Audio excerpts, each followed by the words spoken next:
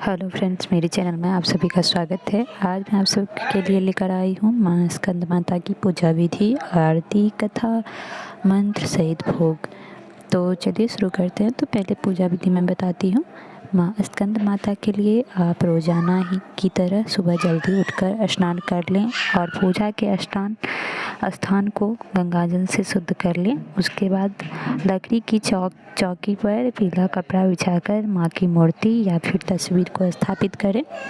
पीले फूल से माँ का श्रृंगार करें। पूजा में फल, फूल, मिठाई, लौंग, इलायची, अक्षत, धूप, दीप और केले का फल अर्पित करें।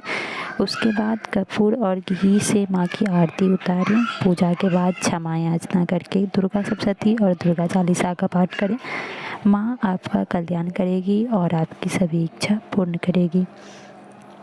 आगे मैं बताने जा रही हूँ इसके मंत्र। तो इसके मंत्र है: या देवी सर्वभूतेषु माँ स्कंद माता रूपेण संस्थिता नमस्तस्यै नमस्तस्यै नमस्तस्यै नमो नमः। और इनका महत्व है, स्कंद माता की पूजा में पीले या फिर सुनहरे रंग के वस्त्र पहनना शुभ माना जाता है। माँ का श्रृंगार पीले फूल से करें और माँ को सुनहरे रंग के वस्त्र अर्पित करें और पीले फल चढ़ाएं। पीला रंग सुख और शांति का प्रतीक होता है और इस रूप में दर्शन देकर माँ हमारे मन को शांति प्रदान करती हैं। इनकी भोग है, स्कंद माता को पीले रंग की वस्तुएं सबसे प्रिय हैं, इसलिए उनके भोग में पीले फल और पीली मिठाई अर्पित की जाती है। आप इस दिन केसर के खीर का भोग भी माँ के लिए बना सकते हैं। विद्या और बल के लिए माँ को 5 हरी इलायची अर्पित करें और साथ में लौंग का एक जोड़ा भी चढ़ाएं। अब मैं इनकी कथा सुनाने जा रही हूँ। पहाड़ों में रहकर सांसारिक जीवों में नव चेतना का निर्माण करने वाली स्कंद माता नवरात्रि में 5वें दिन इस देवी की पूजा अर्चना की जाती है। कहते हैं कि इनकी कृपा से मूड भी ज्ञानी हो जाता है। स्कंद कुमार कार्तिकेय की माता के कारण इन्हें स्कंद माता नाम से अभिहित किया गया है। इनके विग्रह में भगवान स्कंद बाल रूप में इनकी गोद में विराजित हैं। इस देवी की 4 भुजाएं हैं। ये दाईं तरफ की ऊपर वाली भुजा से स्कंद को गोद में पकड़े हुए हैं। नीचे वाली भुजा में कमल का पुष्प है।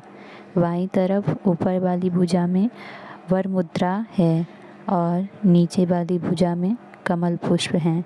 इनका वर्ण एकदम शुभ्र है।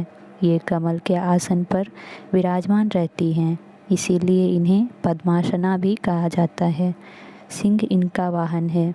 शास्त्रों में इसका काफ़ी महत्व बताया गया है। इनकी उपासना से भक्त की सारी इच्छाएं पूरी हो जाती है। भक्त को मोक्ष मिलता है।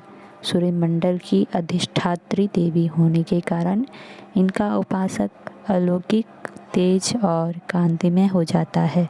अतः मन को एकाग्र रखकर और पवित्र रखकर इस देवी की आराधना करने वाले भक्त को भवसागर पार करने में कठिनाई नहीं आती है। इनकी पूजा से मोक्ष का मार्ग सुलभ होता है।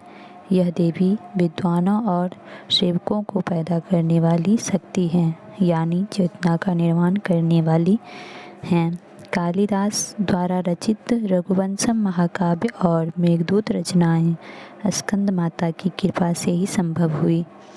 तो ये हुई हमारी कथा। अब मैं इनकी आरती सुनाने जा रही हूँ।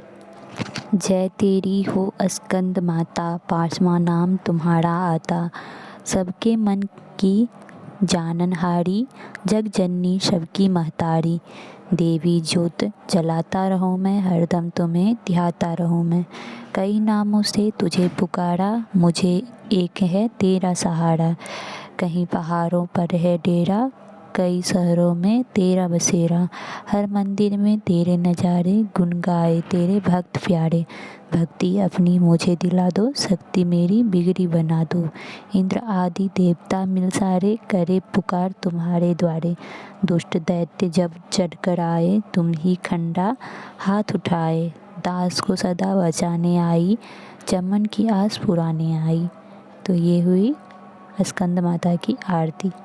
तो ये हुई हमारी कथा सहित संपूर्ण आरती। तो हमारी कथा आप लोग को कैसी लगी कमेंट के जरिए ज़रूर बताइएगा। जय माता दी।